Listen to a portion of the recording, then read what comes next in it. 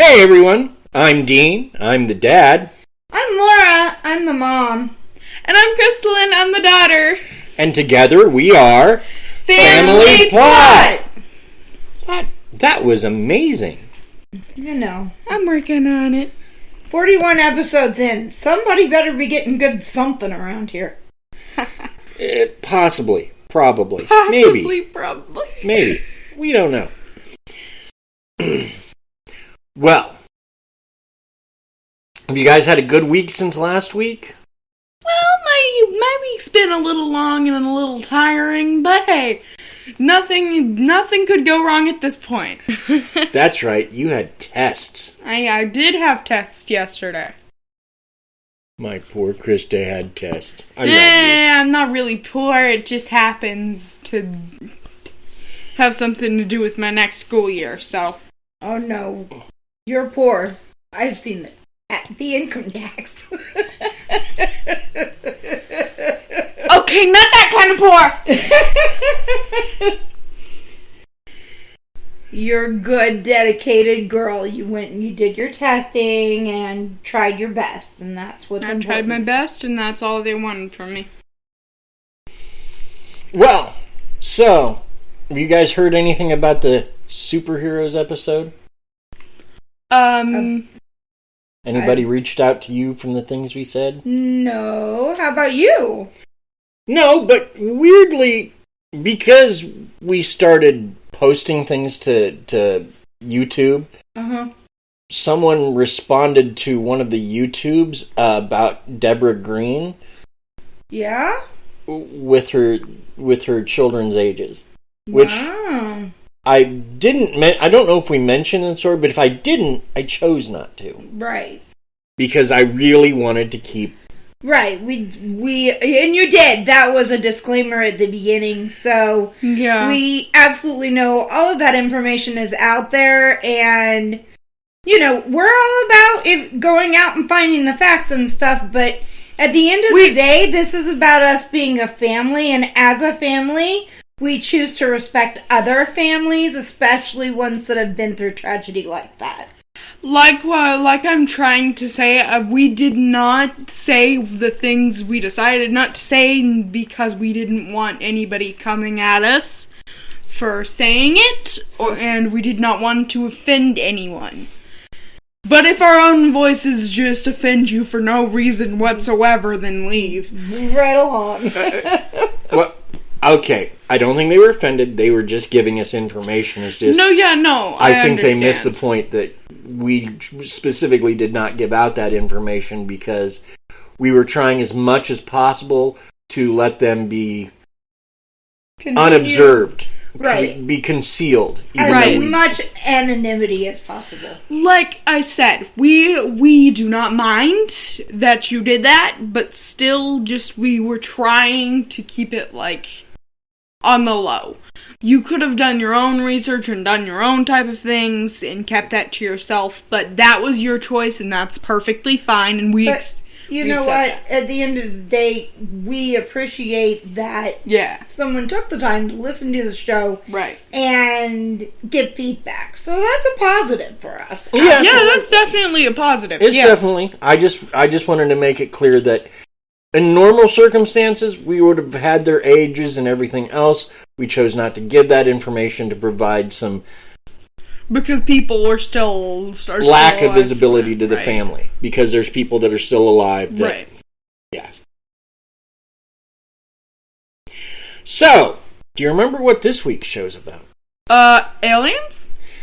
Specifically, the Greys. Now, there's a lot of different kinds of aliens, apparently. The most commonly talked about are the Greys, and there's two types of Greys, and we'll get into that. But there's also the Reptilians.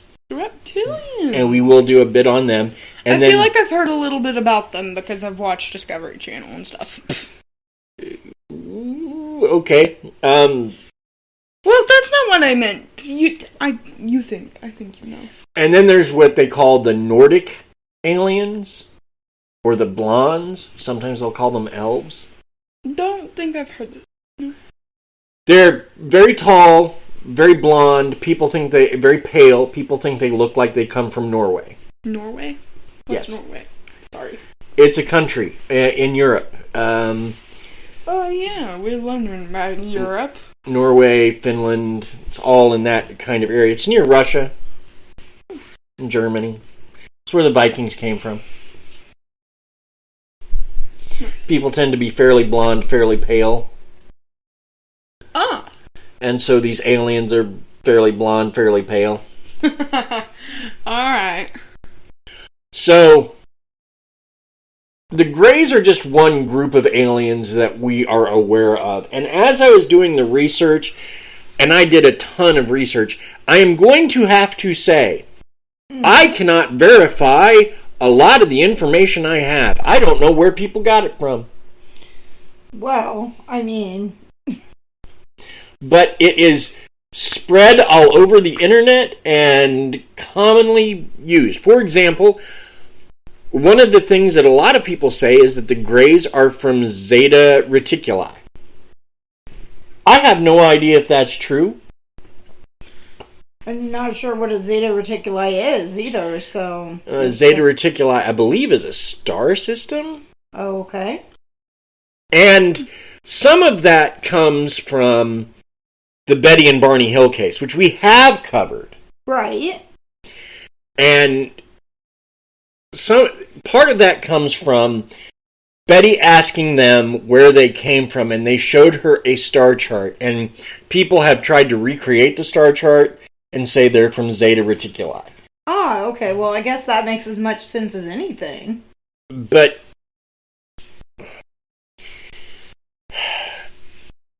again, don't know how true that is, and there's a lot of other information that comes from here. And like I said, there's really two kinds of Greys. There's the shorter Greys, the childlike Greys, the Greys from Roswell. Because when they talk about the bodies they recovered, it's always child-sized, hairless bodies with gray skin and big wraparound eyes, which is what the Greys tend to look like. And then there's what they call the tall Greys. And sometimes they are seen together, but not often. And the tall Greys can be as much as 8 feet tall. Wow. But they're the same hairless, black eyes, small mouth. They're scared of the tallest person in the world. So, that's the Greys. Is they're from another planet. We think. Maybe.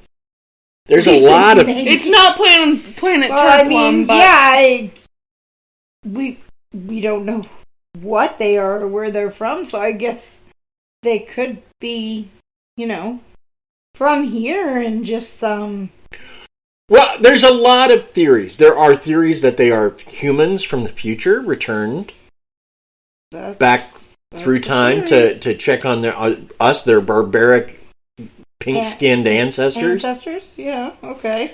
And that the gray results from the eventual blending of the races. Wow, okay. But that doesn't make any sense to me at all. I mean, I think we would be tannish, not gray. Well, I mean, it depends on where... It depends how far into the future we are. You never know what happens. I mean, if it's a completely different... I mean, look at the global warming and all of the climate changes and stuff we are facing now. I mean... But my question is, how would their eyes get so big? Well, if there was... I mean, human bodies adapt, Crystal, and we've already talked about animals and different species adapting for whatever reason. So, I mean, you can see where a species... Look at a sugar glider. A sugar glider has great big eyes so that they can see in darkened areas. Cute. So, I mean... I love sugar gliders, sorry guys.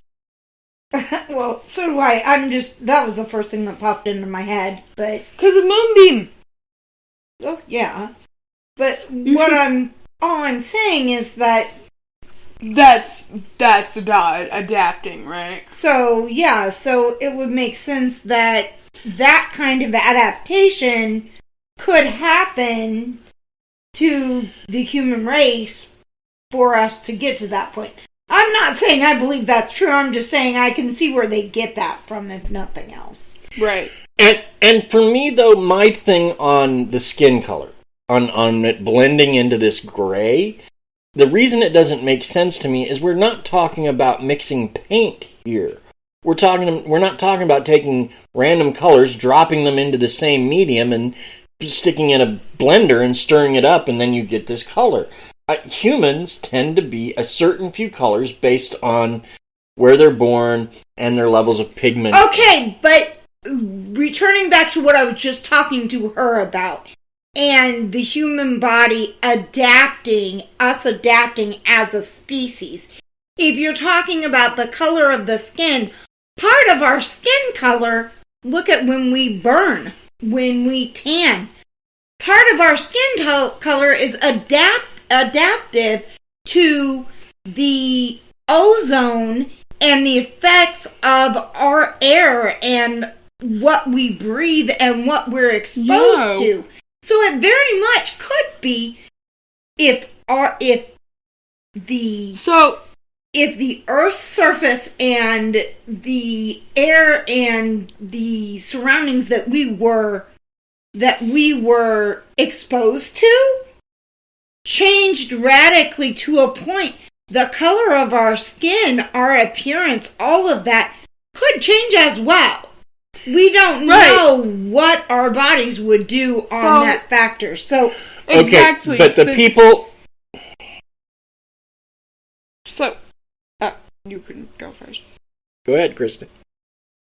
What I was trying to see is, like, I don't think anyone's ever actually tried to live in space before. I wouldn't say go do it. I wouldn't say that. Actually, we have people living in space right now.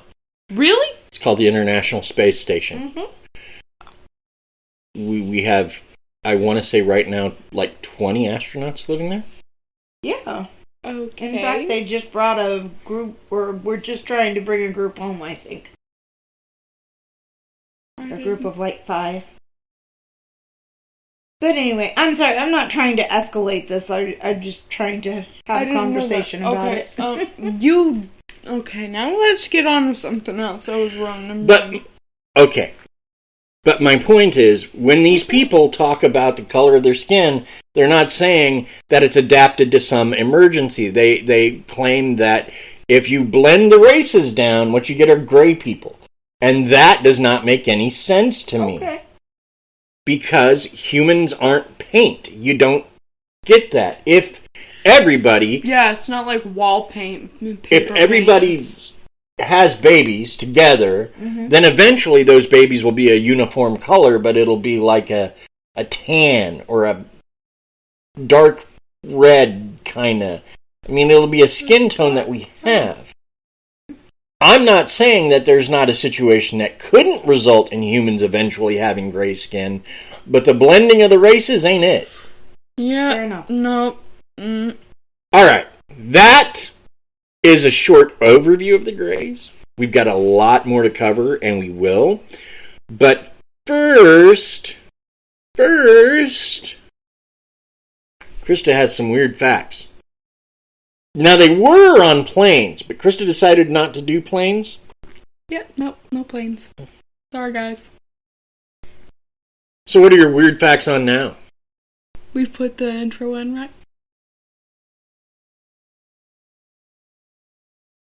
Yes.